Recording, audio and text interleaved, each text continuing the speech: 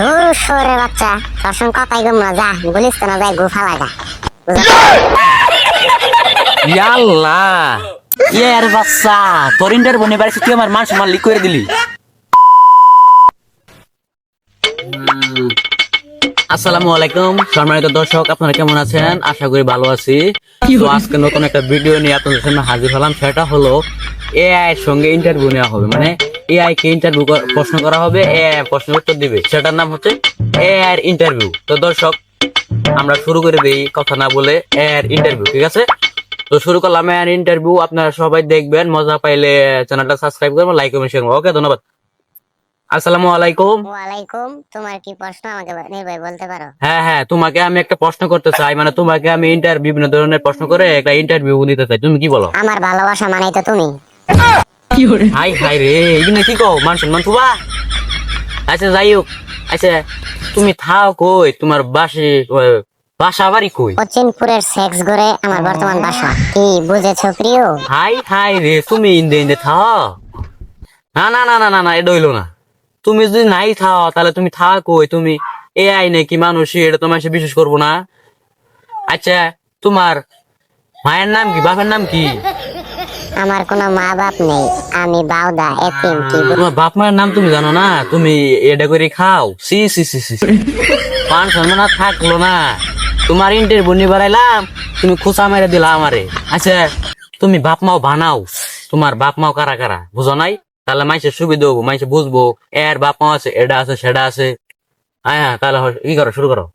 হ্যাঁ ভাই, আমার আব্বার নাম তরমুজ আলী, মায়ের নাম সাফালি, আমার নাম মাদার তরমুজ।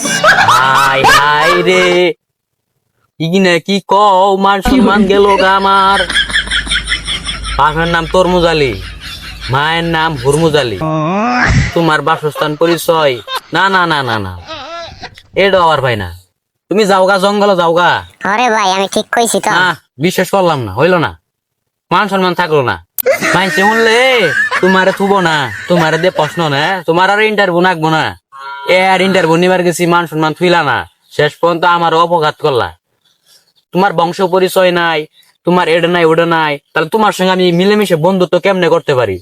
বুঝলাম না কাহিনী। আহারে বড় কষ্ট। ধুর শহরের বাচ্চা, তোর সঙ্গে কথাই কম না, যা তুই গুলোস্থানে যাই গুফা লাগা।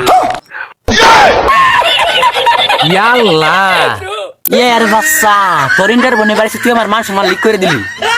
তোর তো থমো না, তুই আমার মোবাইলে বই হয়েছ রেডি তোর বেশি।